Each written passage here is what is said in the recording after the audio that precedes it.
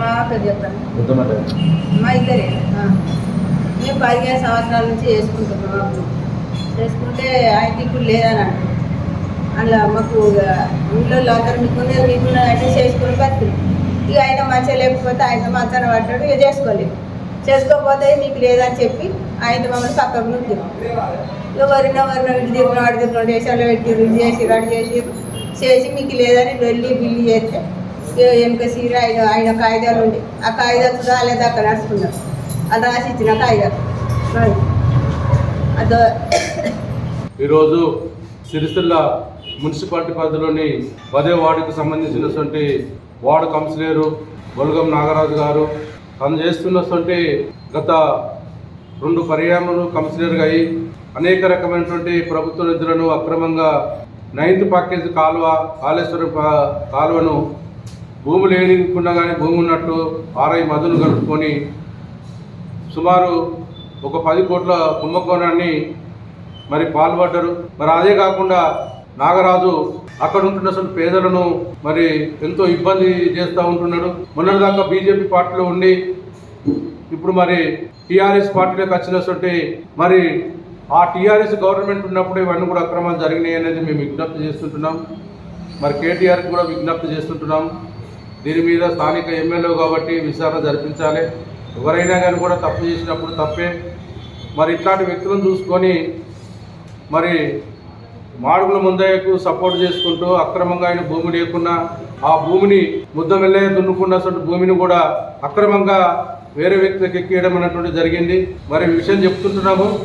ఇవాళ సల్ల అనసూర్య భూమిని 2 ఎకరాల భూమిని మరి ఎకరము 10 గుంటల భూమి ఎక్కించి ఇదంతా ఆర్ఐ మధు అన్నటువంటి ఒక వ్యక్తి సిరిసిల్లలో ఉంటున్నటువంటి ఆర్ఐ మధు మరి కోట్ల రూపాయలకు మరి ఆ కాళేశ్వరం ప్రాజెక్టు మీద అవినీతికి పాల్పడ్డారు. వీళ్ళిద్దరు కలిసి అనేక రకాల అధికారులను మభ్యపెట్టు బ్లాక్మెయిల్ చేస్తూ ఇవన్నీ చేసినటువంటి వ్యక్తిని కలెక్టర్ గారికి ఇచ్చినాము.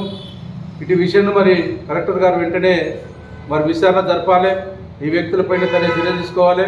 మున్సిపల్ కమిషనర్ కూడా, ఎందుకంటే అక్కడ ఉంటున్న చెక్ డ్యామ్ అది ప్రభుత్వానికి సంబంధించింది. అది పలగొట్టి ఆ చెక్ డ్యామ్ సంబంధించిన ఈయనకి ఇచ్చినటువంటి ఏదైతే పట్టా సర్టిఫికెట్ తీసుకొచ్చి 164/1లో ఏదైతే కాలువ పోకుండా కూడా కాలువ వేయిందని చెప్పి ఈ కాలువ వేసినటువంటి నక్షలు ఈ మాత్రము వాళ్ళ అమ్మ పేరు మీద మరి బొలగం భారతమ్మ పేరు మీద ఉన్నటువంటి పట్టా సర్టిఫికెట్లో ఈ సర్వే నెంబర్ వాళ్ళు వేసిన నక్షలు గవర్నమెంట్ వేసిన నక్షలు మాత్రము ఆ నంబర్ లేకుండా కానీ 17 లక్షల రూపాయలను మరి ప్రభుత్వ సొమ్మును కాజేసారు. ఆర్ఐ మధును వీళ్ళిద్దరు కలిసి అట్లనే అనేక రకాలుగా జరిగినటువంటి ఒక పరిస్థితి. చెట్లను కొట్టుకొని లక్షల కట్ట మీద ఉంటున్న చెట్లను కొట్టుకొని లక్షల రూపాయలను కూడా కాజేసిండు. తేకు చెట్టు లేకున్నా తేకు చెట్టు లేని పైసలు ప్రభుత్వాన్ని మోసం చేస్తూ ఉంటున్నాడు. ఇది బహిరంగంగా చిన్నబోనాల గ్రామంలో ఉంటున్న ప్రజల సమక్షంలో కలెక్టర్ గారు విచారణ చేయాలి. మున్సిపల్ కమిషనర్ గారు ఏ చెట్లు అయితే ఉంటున్నాయో ఏవైతే ప్రభుత్వానికి సంబంధించిన అవన్నీ ఇప్పుడు రికవర్ చేయాలి. మరి ఇరిగేషన్ వాళ్ళు ఏ చెక్ డ్యామ్ అయితే ఉందో ఆ చెక్ డ్యామ్ను మాత్రము నిర్మిత ఇరిగేషన్ ఎటువంటి చర్య తీసుకుంటున్నారు విచారణ చేసి తగు చర్యలు తీసుకొని ఏదైతే ఇరిగేషన్కి సంబంధించిన మరి శిఖం భూములు దున్నుతున్నాడో అవన్నింటినీ కూడా కంచెబెట్టాలని చెప్పి మేము ప్రభుత్వానికి విజ్ఞప్తి చేస్తున్నాం. ఒకవేళ ఇది జరగకపోతే ఇమ్మీడియట్లా నేను కలెక్టరేట్ ముట్టడిస్తాము, వేరే ఉద్యమం తయారు చేస్తాము. ఇవన్నీ కూడా విచారణ జరపాలి.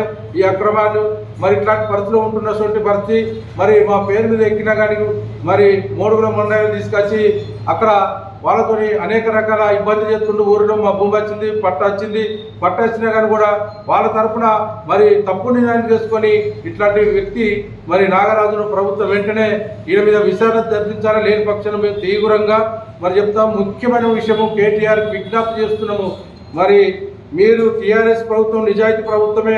మరి ఇవాళ మీ పేరును ఖరాబ్ చేసుకోకండి. సిరిసిల్ల నియోజకవర్గంలో ఇట్లాంటి వ్యక్తిని మీరు పార్టీలో చేర్చుకున్నప్పుడు విచారణ జరిపించి ఒకవేళ మా తప్పైతే మా మీద చర్యలు తీసుకోండి. మీకు విజ్ఞప్తి చేస్తుంటున్నాం పత్రిక ప్రకటన ద్వారా కేటీఆర్ గారు మీ యొక్క కౌన్సిలర్ అవినీతికి పాల్పడుతున్నటువంటి వారు మరి మీకు మాత్రం చెడ్డ పేరు వస్తుంది, మీ పార్టీకి చెడ్డ పేరు వస్తుంది.